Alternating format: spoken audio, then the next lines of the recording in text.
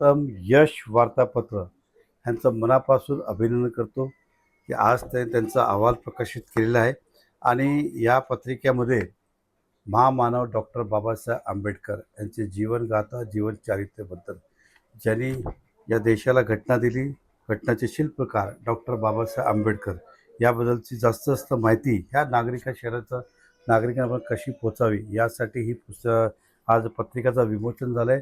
मी माझ्यातर्फे यांना शुभेच्छा देतो आहे आणि असंच आपण चांगलं काम करा आणि सर्वांना सांगितलं की एकदा आपण तरी ही पत्रिका वाचायला पाहिजे. धन्यवाद. काय सांगाल आज यश वार्तापत्राच्या विशेष अंकाचं ओपनिंग या ठिकाणी झालेलं आहे, काय सांगाल? पहिलं तर सर्वांना देशवासियांना माझा नमस्कार. जसा यश वार्तापत्र ते 14 एप्रिलला तुम्ही लोकांनी प्रकाशित केलं आहे, त्याचे संबंध सर्व आमचे देशवासियांना आणि सर्व आमचे बाबासाहेब आंबेडकरचे देशप्रेमी लोकांना मी 135वी जयंतीची खूप खूप शुभेच्छा देतो. त्याच्यासोबत 14 एप्रिलला जे तुम्ही यश वार्तापत्र प्रकाशित केलं आहे त्याचे आत पण खूप काही तुम्ही बाबासाहेब आंबेडकरचे लेख लिहिलेले आहे, ते लोकांनी वाचणं खूप गरजेचं आहे असं मला वाटतं आणि देशवासियांना पण वाटणार आहे. तर ते यश वार्तापत्र प्रकाशित केल्याबद्दल तुम्हाला सर्वांना, तुमची पूर्ण टीमला आणि आमचे देशाचे लोकांना पण खूप खूप मी शुभेच्छा देतो. खास करचे तुमचे जे टीम आहे यश वार्तापत्र त्यांना आमचे तर्फे, आमची पूर्ण मीरा भाईंदरच्या लोकांच्या तर्फे मी तुम्हाला खूप खूप शुभेच्छा देतो. खूप खूप अभिनंदन. काय सांगाल सर, यश वार्तापत्राच्या माध्यमातून भारतरत्न डॉक्टर बाबासाहेब आंबेडकर विशेषांक प्रसिद्ध करण्यात आलेला आहे, काय सांगाल? आणि तुमच्या हस्ते त्याचं उद्घाटनही झालेलं आहे, काय सांगाल? सर्वात पहिले मी देशातील तमाम जनतेला परमपूज्य डॉक्टर बाबासाहेब आंबेडकर यांच्या 135व्या जयंतीनिमित्त संपूर्ण देशवासियांना खूप खूप शुभेच्छा देतो. आणि खऱ्या अर्थानं एक सामाजिक क्षेत्रात, एक वैचारिक क्षेत्रात चांगलं प्रकाशन जे आहे यश वार्तापत्र यांनी जो परमपूज्य डॉक्टर बाबासाहेब आंबेडकरांच्या 135व्या जयंतीवर जो विशेषांक काढलेला आहे त्याबद्दल आपल्या सर्व यश वार्तापत्राचं मी खूप खूप अभिनंदन करतो, आपल्याला शुभेच्छा देतो. आणि खऱ्या अर्थानं परमपूज्य डॉक्टर बाबासाहेब आंबेडकरांच्या 135व्या जयंतीनिमित्त आपण हे जे विशेषांक काढलेलं आहे त्याच्याबद्दल मला एकच गोष्ट सांगायची आहे की एका गोष्टीचं दुःख आहे की आज देखील परमपूज्य डॉक्टर बाबासाहेब आंबेडकरांना आमच्या देशातील काही लोक हे फक्त दलितांचे नेते म्हणतात, पण जयदीप कवडेसारख्या भीमसैनिकाच्या हिशोबाने परमपूज्य डॉक्टर बाबासाहेब आंबेडकर हा तो महासूर्य आहे. म्हणजे बाबासाहेब होते म्हणून हा देश घडला, बाबासाहेब होते म्हणून तुम्ही, आम्ही, कोणत्याही जाती, कोणत्याही धर्माचे लोक आज सन्मानाने, स्वाभिमानाने आणि इज्जतीने भारत देशात राहतोय. खऱ्या अर्थानं परमपूज्य डॉक्टर बाबासाहेब आंबेडकरांनी देशाचं संविधान लिहून या देशावर, या देशाच्या लोकशाहीवर जो एक मोठा महान उपकार केलेला आहे हे देश कधीच विसरणार नाही. मी परमपूज्य डॉक्टर बाबासाहेब आंबेडकरांच्या या आपण काढलेल्या विशेषांकाला खूप खूप शुभेच्छा देतो. सर, ज्या पद्धतीने संबंध महाराष्ट्रावर फुले शाहू आंबेडकर चळवळ गतिमान करण्यासाठी या ठिकाणी जे राष्ट्रीय अध्यक्ष जोगेंद्र कवाडे सरांनी लॉंग मार्च काढला, तो लॉंग मार्च जो आहे इतिहासामध्ये नोंद झालेला आहे. बिलकुल.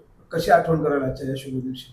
कसं आहे की आंबेडकरी चळवळीचे सर्वात ज्येष्ठ आणि वयोवृद्ध नेते, आमच्या पीपल्स रिपब्लिकन पक्षाचे राष्ट्रीय अध्यक्ष माजी खासदार आदरणीय प्राध्यापक जोगेंद्र कवाडे सर यांनी जो मराठवाडा विद्यापीठाला परमपूज्य डॉक्टर बाबासाहेब आंबेडकर यांचं नाव मिळावं या मागणीसाठी जो ऐतिहासिक लॉंग मार्च नागपूर ते पायी औरंगाबाद 500 किलोमीटरचा पायी लॉंग मार्च जो काढला, जिची गिनीज बुक ऑफ वर्ल्ड रेकॉर्डमध्ये नोंद आहे, अशा ऐतिहासिक लॉंग मार्च प्रणेते प्राध्यापक जोगेंद्र कवाडे सर हे माझे वडील आहे, याचा मला अभिमान आहे.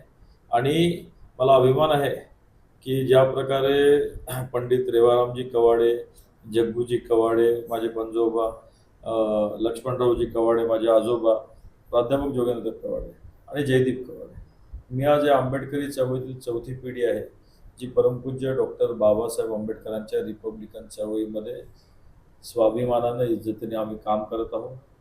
आज राजकीय दृष्ट्या आम्ही कोणासोबत आहोत हा भाग वेगळा आहे, पण आता काही लोक म्हणतात की तुमची राजकीय मैत्री यांच्यासोबत आहे त्यांच्यासोबत आहे, पण अशा माझ्या मित्रांना मला सांगायचं आहे की आम्ही मार्ग बदललेला आहे, तत्व बदललं नाही. शेवटच्या श्वासापर्यंत परमपूज्य डॉक्टर बाबासाहेब आंबेडकरांच्या चळवळीचं काम आम्ही करत राहणार. प्राध्यापक जोगेंद्र कवाडे सर असतील किंवा जयदीप कवाडे सारखा भीमसैनिक असेल. आमचं आयुष्यात काहीही झालं, आम्हाला उद्या सत्ता मिळो न मिळो, पण परमपूज्य डॉक्टर बाबासाहेब आंबेडकरांच्या रिपब्लिकन चळवळीला मजबूत करायचं काम आम्ही आयुष्याच्या शेवटच्या श्वासापर्यंत करू. सर, शिव फुले शाहू आंबेडकर चळवळ गतिमान करण्यासाठी संबंध भारत देशातील युवकांनी पुढाकार घेतला पाहिजे. त्यासाठी युवकांना काय सांगू इच्छितो? कसं आहे, मी देशातील सर्व युवकांना, सर्व जाती धर्माच्या युवकांना बरं, कारण काही लोकांना गैरसमज आहे की रिपब्लिकन म्हणजे दलित किंवा बौद्धांचाच पक्ष आहे. तर मी देशातील तमाम युवकांना आपल्या माध्यमातून अशा विनंती करतो की प्रत्येकाला वाटतं की मी या पक्षात गेलो पाहिजे, मोठ्या पक्षात गेलो पाहिजे, पण खऱ्या अर्थानं परमपूज्य डॉक्टर बाबासाहेब आंबेडकरांनी या देशाला रिपब्लिकन हा राजकीय पक्ष दिला आहे. परमपूज्य डॉक्टर बाबासाहेब आंबेडकरांचं स्मरण करून आपल्याला खऱ्या अर्थानं या देशामध्ये लोकशाही घडवायची असेल, या देशामध्ये समतेचं, ममतेचं, बंधुत्वाचं राज्य जर का आणायचं असेल राज्यात आणि देशात, तर एकच पर्याय या देशातील युवकांसमोर आहे. तो पर्याय म्हणजे रिपब्लिकन पक्ष. आता रिपब्लिकन पक्षाचे अनेक शक्ल आहेत.